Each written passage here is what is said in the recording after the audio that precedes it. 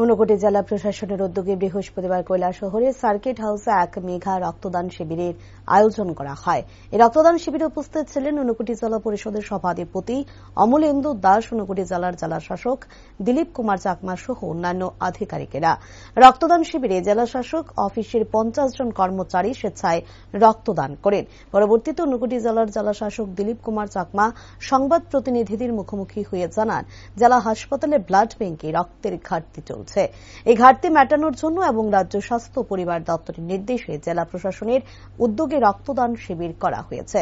ঊনকোটি জেলায় প্রতি মাসে প্রায় 300 ইউনিট রক্তের প্রয়োজন এবং সারা বছর প্রায় 3500 ইউনিট রক্তের প্রয়োজন। তাই এই ধরনের কর্মসূচি আগামী দিনেও জারি থাকবে বলে জানান।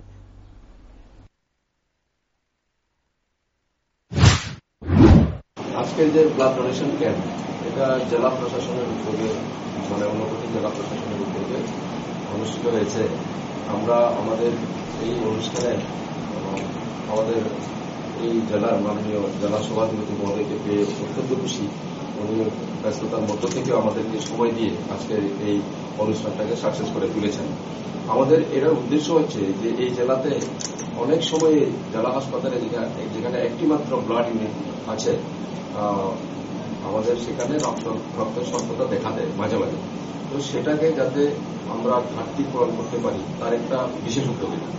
আর এমনিতে রাজ্য সরকারের স্বাস্থ্য এবং পরিবার কল্যাণ দপ্তরের যে একটা নির্দেশটা হচ্ছে এরকম যে সারা ক্যালেন্ডার ইয়ারে আমাদের বিভিন্ন দপ্তর তাদের কর্মসূচির ফাঁকে ফাঁকে এই ব্লাড ডোনেশন ক্যাম্প যাতে অর্গানাইজ করে তার জন্য একটা নির্দেশিকা এসছে। আগামীকালকে আমরা এই বছরের জন্য কি ক্যালেন্ডার ঠিক করব এবং কত ইউনিট ব্লাড লাগবে সারা বছরে এই জেলাতে, সেটার হিসাব একটা আমরা করব। আমাদের মাননীয় জেলা সভাধিপতি মহোদয় থাকবেন উপস্থিত। সেখানে নির্দেশ আমরা বলবো না, এটা আমরা অনুপ্রাণিত করার চেষ্টা করব আমাদের যে সমস্ত দপ্তরগুলো আছে তাদেরকে নিয়ে, যে যাতে করে আমাদের 1% পপুলেশন অফ দ্য ডিস্ট্রিক্ট এই রক্তদান করার সঙ্গে যুক্ত হয়ে যায় এবং রক্তদান করে। তার জন্যই আমরা প্রথমে আজকে জেলা প্রশাসনের যে সমস্ত আধিকারিকরা রয়েছেন, যারা এখানে কর্মচারী রয়েছেন, তাদেরকে নিয়ে আমরা একটা প্রিপারেটরি মিটিং করেছিলাম।